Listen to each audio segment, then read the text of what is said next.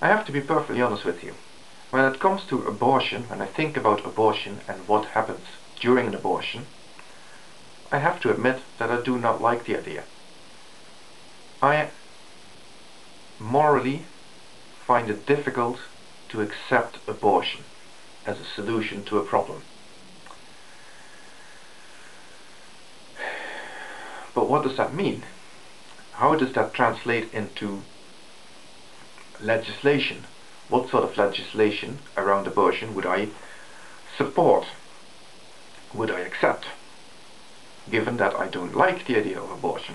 Well, we have to look at what happens and why abortion is so difficult to deal with. We're looking at a process, gestation, at the start of which we have a fertilized egg, at the end of which we have a newborn baby, and at some point, and that's where I'm going wrong straight away, it's not at some point, gestation is a process by which a fertilized egg turns into the human being that we accept that a newborn baby is. Even that hasn't always been the case, by the way. In societies such as Sparta, for example, in ancient Greece, newborn babies weren't accepted as actual persons. Infanticide was acceptable in Sparta. In our societies it is no longer so. And I think I would tend to agree with that. I think our societies are better for it.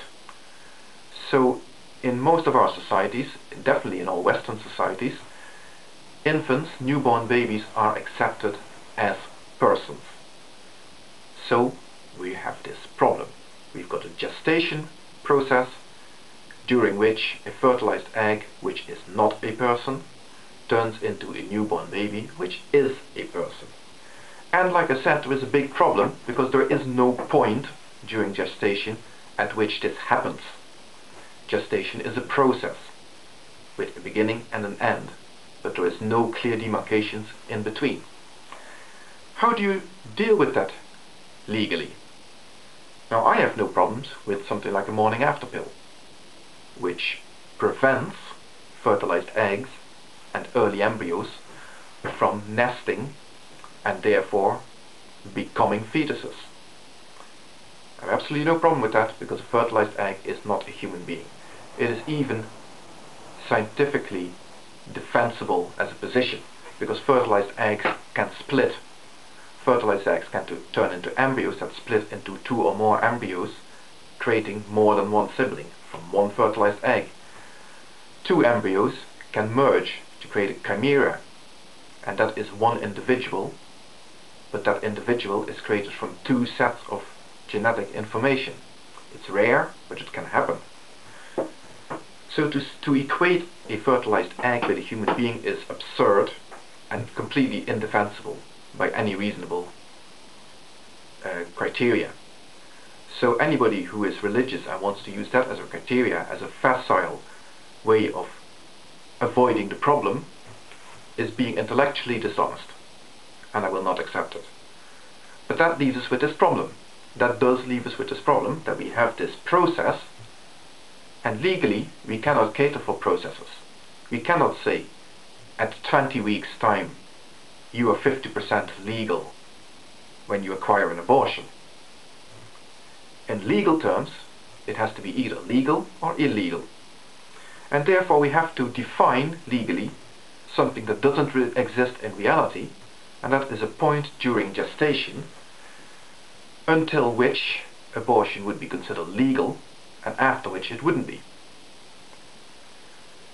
I don't think there is a fixed point that we can define as being reasonable for that point. So all we can do is use the best of our medical knowledge, of our clinical knowledge about what happens during gestation, and use that as a criterion. So we might currently legislate for whatever it happens to be in your country. By the way, in Ireland, abortion is still illegal, but in most countries it isn't.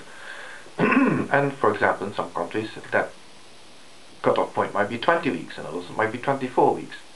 But we have to accept that we don't know exactly what happens. So during, or as we find out more about what happens during gestation, we might have to adjust that.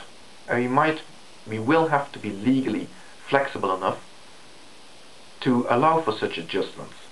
In the light of new medical knowledge, we might have to increase or decrease that cutoff point. In some countries, for example, it is legal to abort at 24 weeks, but now medical science has caught up to the point where 24 weeks old fetuses can actually be born and survive with a lot of medical intervention and with a lot of potential for irreparable damage, but still. So how justifiable then is such a cutoff point of 24 weeks? We might have to adjust that in such countries, but that is a debate that remains open. And the problem also is that it doesn't change the fact that we still have this moral problem around abortion. We still have this issue about we are still terminating something that is in the process of becoming a human life. That will not go away. So you might also consider, for example, conditional legality.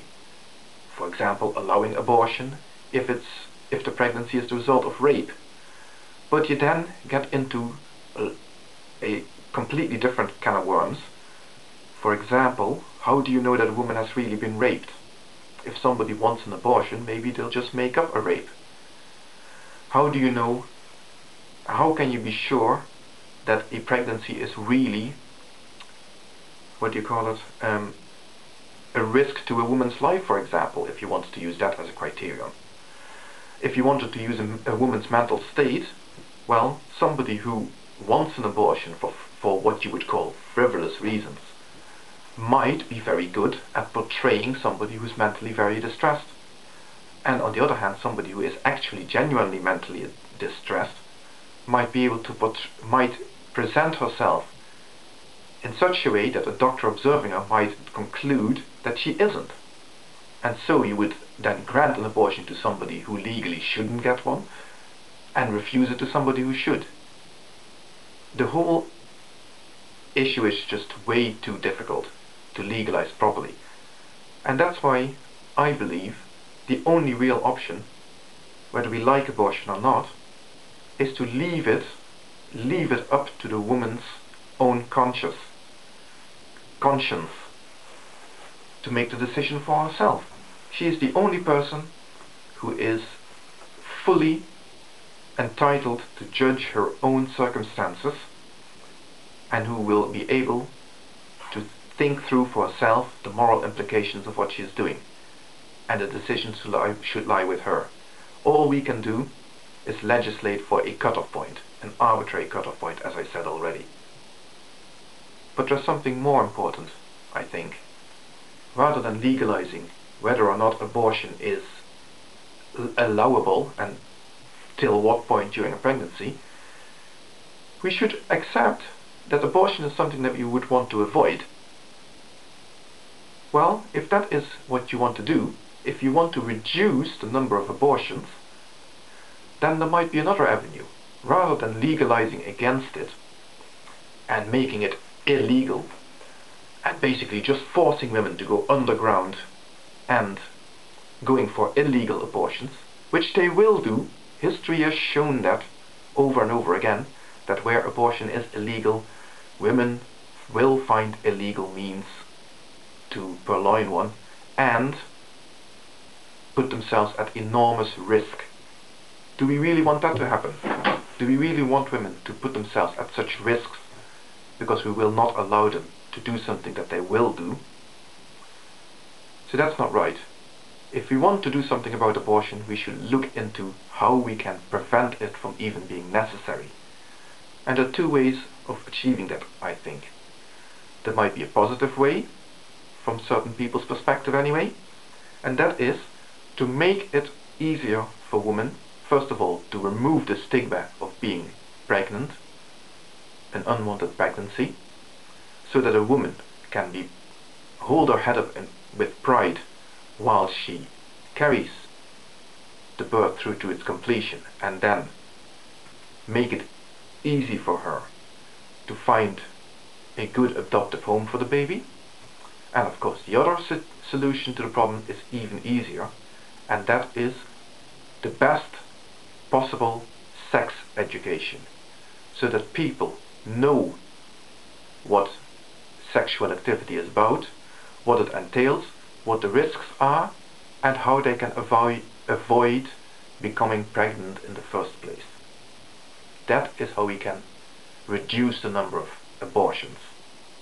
And that is, I think, the way we should go. Thank you.